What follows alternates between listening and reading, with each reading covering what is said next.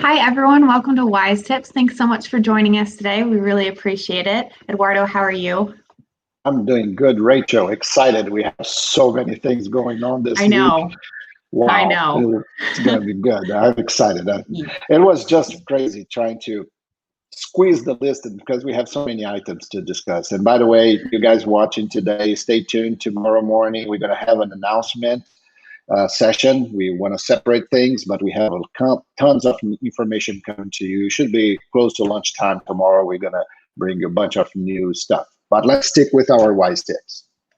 Yes. Well, I'd like to start off with just a small announcement today, and that is that all of our Wise Option 6 accounts should have gotten an email explaining the mobile app, new features on it, as well as our web application and your operation-specific URL, along with videos linked there as well to help you get started and kind of help you hit the ground running with those. So please definitely explore those options, watch those videos. If you have any questions at all, don't hesitate to contact us with any questions, or if you have any, of course, suggestions for new features. We always do love those as well. And tomorrow we'll kind of touch a little more on it with our announcements about where we're going and the new features in the next couple versions as well. But let's get started with our wise tips. So Eduardo, do you want to start us off here?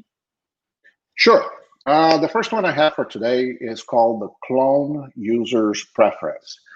Wise Option is way flexible with a bunch of ways that you can set up your list views, your grid views, your columns, the way you sort the data, the criterias, how to prepare the things.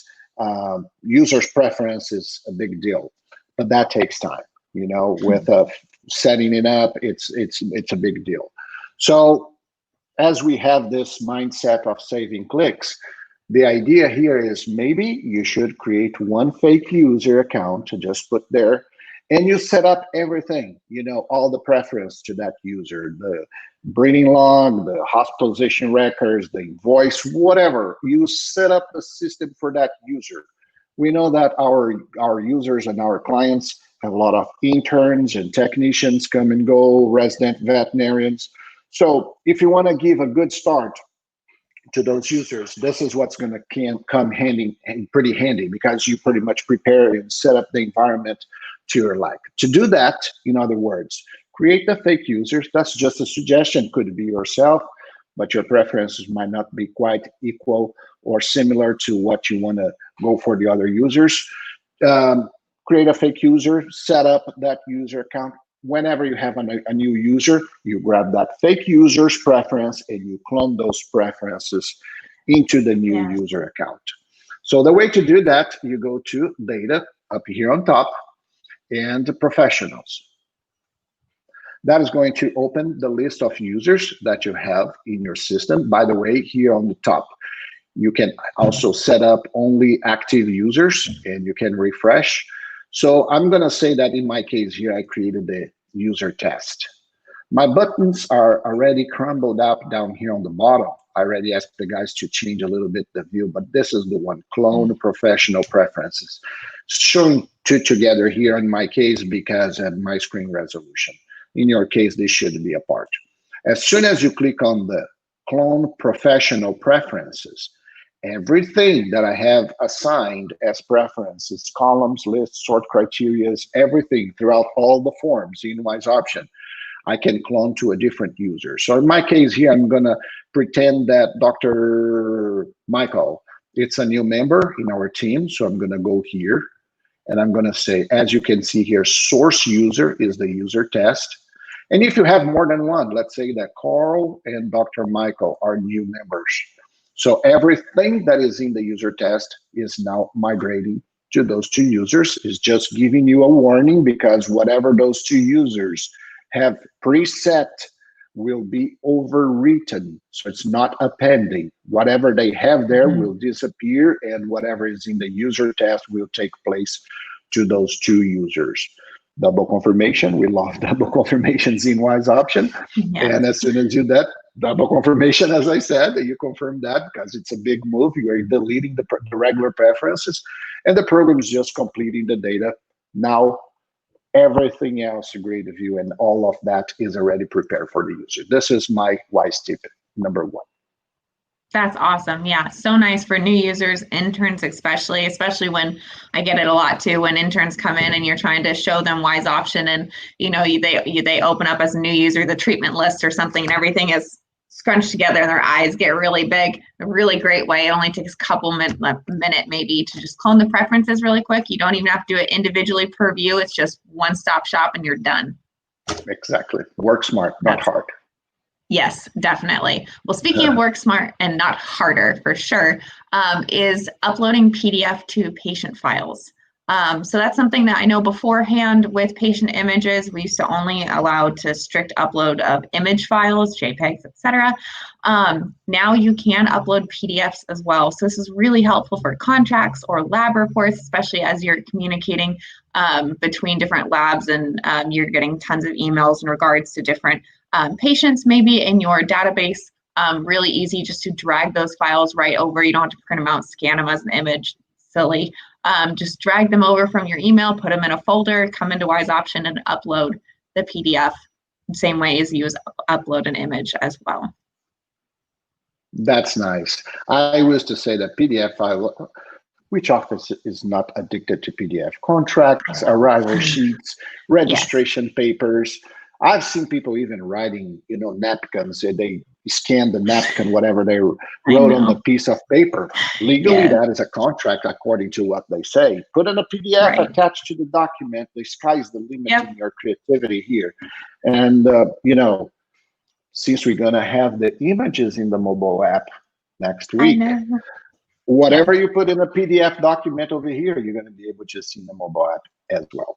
Great tip. Yes, PDF, not only images. And I think we have plans for maybe in the next 60 days, we should have not only PDF images, but movies. So you can record movies with your phone and upload the movies as well. That's a third generation coming later on. Great tip. Nice job. Well, in my case, I would like to first talk about Invoices button. This Invoice button here, number one, it's showing as in an orange background because there is a pending invoice for that patient. So every time you have a pending invoice for the patient, it changes the color. What not everybody knows is that when you click on that button, you will be able to access the entire history of invoices for that particular patient. Not only that, the Invoice button also is present in the customer file. So when I go to the customer file, because on the patient, of course, you're limited to that patient only. But if you're going to an owner who has multiple patients, you can then click also in the Invoice button, which is going to provide now a list of all invoices for that customer, regardless the patient. It's also true that you can find the invoices in the customer account, but if you're only looking for invoices, not credits and payments or subtotal, or if you want to just have a list of invoices, that's a handy way that you can have those invoices handy. But be mindful just with pending invoices. We showed in an other Wise tip in the past about how to find your invoices that are pending in the system. Just a quick refresh here on how it goes. Just go to reports, the very first button on the reports. It's about that. But please make sure you don't have pending invoices sitting on your system because that's very easy to forget and don't place the charges into customer accounts. So that's my tip number 2. Very nice, like it. So mine kind of also has to do with customer accounts as well. So mine has to do with billing preferences. So I know every operation's kind of got different default billing preferences they like for their customers, whether, I know especially nowadays, most customers are preferring to receive e-bills and not paper bills, but you do have the occasional customer that like both, or some that don't want any e-bills and just want paper bills. Also, obviously, some might be also being charged credit card administration fees or convenience fees. Or have different preferences for credit card checks, etc., or even automatic payments as well on the credit card. So there's a really cool way to just go ahead and set up a default billing preference that will happen every time you add a new customer. It will default to those selections. So I know, like I said, most farms might have a specific set of preferences that are very common to most of their customers. So over in tools and options, the last one is default values. You can actually select the different settings that you would like for your what we call your standard or your default billing preferences when you add new customers. So this is not going to change any of your existing customers' preferences. Those will have to be changed individually or massively depending on the modules you have. But this will help you with adding new customers, making sure that they are on having billing preferences to what you like and the standard that you guys have.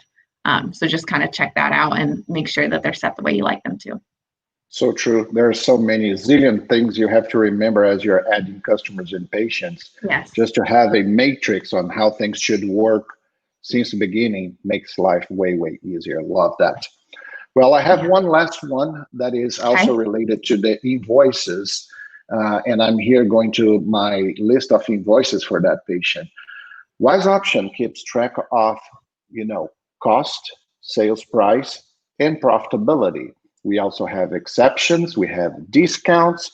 There are so many new variables in Wise Option 6.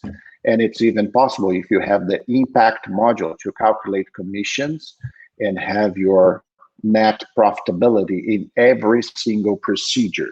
What people don't usually know is that it's possible for you to go into the invoice. Of course, that we have a report that does this, and we're going to explore that in another time when we are only talking about reports.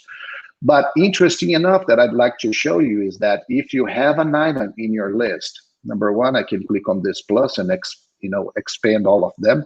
But if I go to this little information icon here on the side, when I click on that, it opens a new tab, and that new tab breaks down the entire life of numbers for that particular item. It's going to show you the original price. It has the exceptions. If it has discounts, if it has adjustments, it puts the cost. And if you have the impact module calculating the commission, it's also put the net profitability. It's a nice place where you can change the prescribed by, performed by in case you did it wrong and the invoice is already closed. So you can change it over here as well. And you're going to see the category, the last time it was updated, who did the last update. And every time somebody changes something over here on the default standard values for that item, of course, the item is already closed and locked in the invoice. Therefore, there will be no recalculation regarding exceptions and stuff like that. So it's going to stay static, but it's going to maintain a log of what's being done. So that log is going to, of course, Wise Option sometimes is a little teller. So, it's giving us, a pretty clear path of when things were changed in the system. But most of all, flexibility, so you're not tied to something, not because only the invoice has been closed. So this is my last tip. Awesome. I like it. Well, thank you very much for joining us today and getting all those tips in as well. And like I said, just please remember that tomorrow we're going to try and come back on and make a few announcements regarding new versions coming out, the mobile app, and a few other things now that breeding season is finally ending. Maybe, yes. I know some of you out there are like, no, it's not, but I promise you it is actually coming to that point for most people on this side of the hemisphere, or this hemisphere at least. So with everything slowing down, we've got a few announcements there as well. So be sure to check us back out on Facebook tomorrow morning. Thanks all for joining us, and stay safe, and we'll see you soon.